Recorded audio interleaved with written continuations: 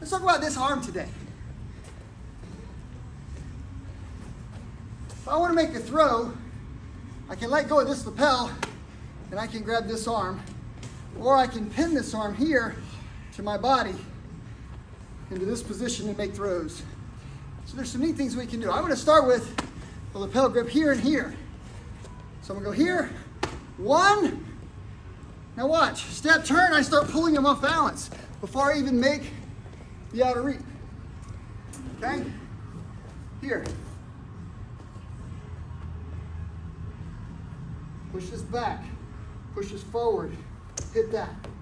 Can we do it? Sure. So this is what we normally do. Step, 1, 2, 3. This time it's going to be here, right? Pull the foot forward, right? Straight this way. It's a slight hand modification, still an outer reap. Go. Posture counts. So if I'm working with Caleb, watch this elbow and that hip. Watch the relationship. I switch to this position and I yank him forward, and I pull down this way. I based him out. He's got great posture. I do this and he kills me, right? And I go down. So now watch. How do I break his balance? I get him here. When I hit, I pull the elbow way back. This. You see how far back his elbow was to his hip? So let's look at good, better, best. Good. It's right in line with the hip. This is bad. I based him out. Everybody see how he's based out? All right? Good. Kind of in line. I can still make it happen probably. Better. This is here. Then I'm going to move this later. This is here. Now watch. See that? Best. I pull and I synchronize. He doesn't feel like he's off balance. Now watch. Watch. Just watch the shoulder. Right? Here. Not bad. But now watch. He feels like he's in a good position. I just got the elbow. Now I'm going to switch the elbow and the shoulder. Now watch. You guys see how that works? By the way, this is another shoulder lock into a throw. I'm basically controlling him into this position, right? Not good. Good posture, right? Good posture. Now watch. There we go. Now. Okay, can we do it? Sure. Get that elbow back. He'll resist this. He'll push against me. He doesn't resist this. Now I can, technically, I don't even have to have this hand there. I can watch this. I can just drop hard here. And I can pull him down. Once the elbow goes back far enough, it becomes a lever. That's not the throw I was teaching. I was just showing that once the elbow gets here, they've got a good grip. They'll break the balance quickly. Yes, sir. 2 more times. Just try. Go. I'm just changing the hand position. Right here, right? We did Seinagi earlier, right? We did this one. Right? I'm going to go to here. Technically, this makes it Morote. Right? So I'm going to go here. I don't even need him to step. If he does step, I actually got to go to here, and I got to turn way farther to get him to throw. So if he's back, it's okay. So let's say that we're going to try to make outer reap. I pull him, and he steps back. I sink in this position. I go to here. Okay? Make sense? Sure. All right. So I've changed. If we do Morote in the normal sense, it's here. Or it could be this lapel, here. I'm going to go all the way to this side. That means I can get my elbow underneath that arm nicely. Now remember, this hand for Seinagi does what? Lifts. I want to look at my watch. Hayashi told me, look at your watch. He said that 1,000,000 times. Curtis, look at your watch. All right? Can I look at my watch like this? No. Mm-mm. So again, this is important, but now I got this hand helping me. Does it make sense? So we do, it's halfway between Morote, 2-hand shoulder throw, but becomes almost like Seinagi, with the exception of this should be here for Seinagi, still on the inside. Okay? Morote slightly different, or two-hand shoulder throw is different. Give it a try. Same entry or same hand position, different entry. Go, go. There's a lot of neat ideas that we can do from this position, right? If I want to get this hand, right? Could I make submission from here? Sure. Yeah, there's an arm bar right there, right? So instead of me going here, pulling him here, going here, or starting here, going here into this throw, I can start here, I can kick this up, I can sit, and then there's my arm bar. Okay? Can we do that? Sure. All right, pretty easy. Let's say that you want to make like a Tominagi, same sort of thing. I want to control his shoulder and his wrist, is why I'm talking about this. I go here, like I'm going to make the Tominagi, and now I get him standing. Does that make sense? Yes, sir. All right, so here's the trick. Whether you use your knee and do a sitting, or whether you use your foot, and what you're ultimately doing is you're going to hit him here. Now watch, I don't have him. Watch close, I pull to get him. Pull in. Now I got him either standing or if he falls, I got him. Okay? Sure. Let's start by controlling the wrist and the shoulder. Okay? Just like you're going to make the throw. Right? Dropping, Tominagi style. By the way, if he doesn't resist you, Tominagi him, helicopter arm bar on the way down. Have some fun with the arm bar. Go! There's also other things we can still do. Right? We can start here. Right? I can fake like I'm going to go for this here. Right? He steps back. I pull here and go to seatbelt. Right? Sure. Makes sense. Likewise, what if I'm going to do this arm drag, right? And he resists me. No problem. I go back up to this. There's that leg. I can hit him here.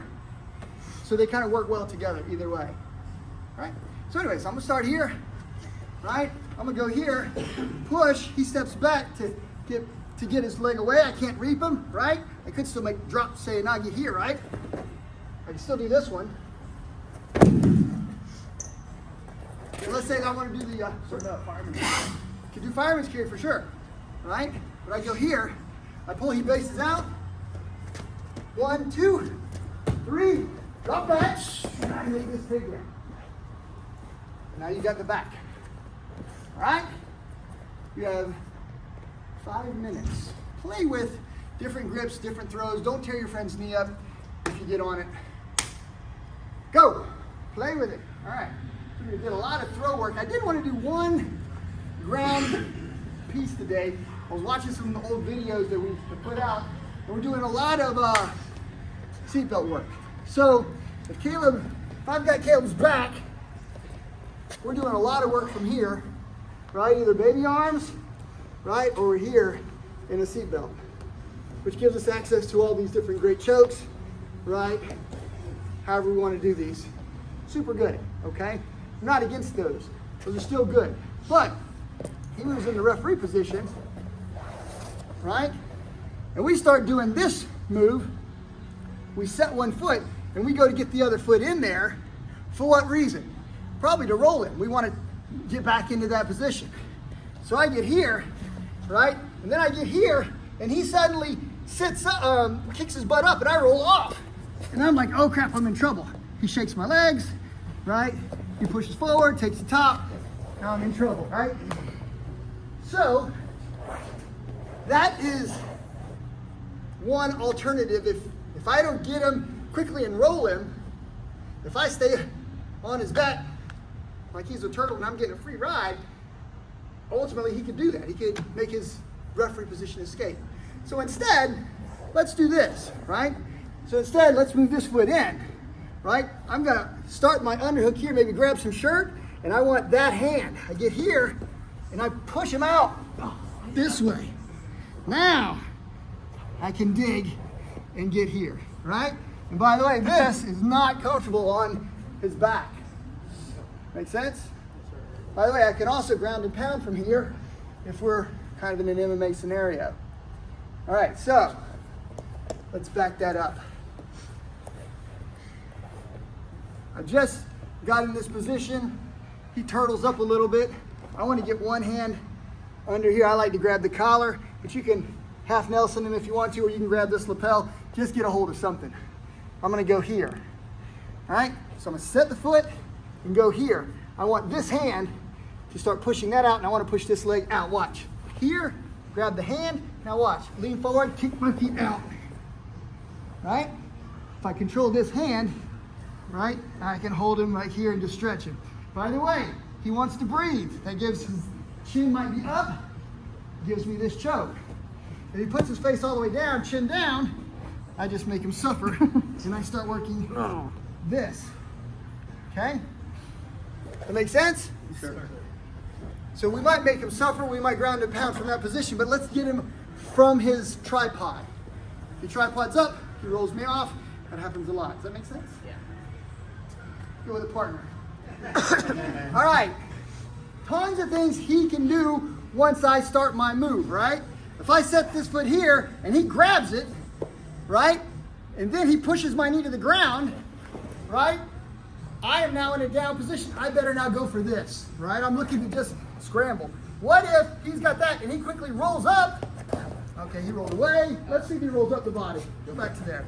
So he just knocked me down. He rolls this way. He's now free. He can take the top, right? So again, let's see, Caleb grabs me. He sticks 1 foot in, right? He gets that 1 foot in, and I hook it, right? And I roll. Then I turn quickly. Did I squash the balls? You can roll the guy over. So again, let's be careful. Sucks. My bad. My bad. So again, 1, 2. Now, I'm going to be pushing into him this way. This hand's got to get this other hand. And then quickly, I got to push this hand away, and I push my legs back. Now I'm going to lift up on his chin to stretch him out. All right? Make half Nelson. That sucks a whole lot. Or full Nelson. Oh, look at there. They gave me a shoulder lock. Ow. So you don't pull the arms under? You pull the arms under, you can trap the arms. That does work. I push the arms out so that he... Let's see. Caleb's going to do it to me. Get his revenge. He gets put in. Right?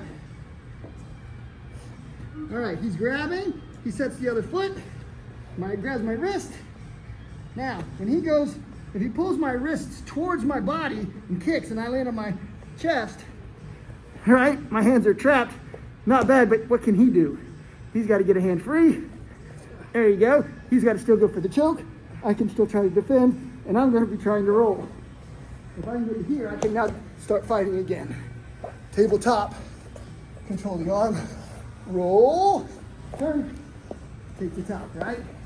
So again, we have to decide what we want. And this time he's going to push my hands forward.